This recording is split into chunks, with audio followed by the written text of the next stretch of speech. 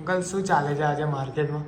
Market જો ને મારા ભાઈ સવારમાં આ હિન્ડનબર્ગ રિસર્ચની અફવાઓ હતી એને રિપોર્ટ કાઢ્યા બધા કે ભાઈ માર્કેટમાં ઇન્ડિયાના માર્કેટમાં પ્રોબ્લેમ છે, સેબી ઇન્વોલ્વ છે, અદાની ઇન્વોલ્વ છે, બધાના નામ ઉછાળ્યા એટલે પછી લોકોને હેરાન કર્યા, લોકો ડરાયા એટલે માર્કેટ સવારમાં થોડુંક નીચે ખુલ્યું.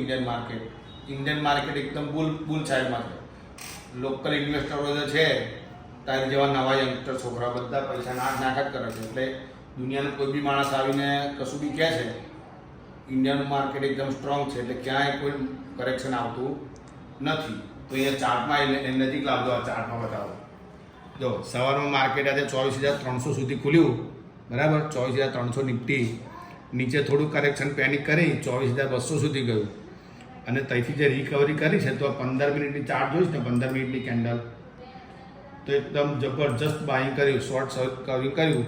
જે ઢીલા પોચા માણસો હશે એ બધાનો માલ માર્કેટે લઈ લીધો, બરાબર છે. તો 15 મિનિટની કેન્ડલ જો આ બધું લોકોને હેરાન કર્યા છે. ગભરાવાની કંઈ જરૂર નથી. ઇન્વેસ્ટર રહેવાની જરૂર છે, કોઈ ગભરાવાની જરૂર નથી.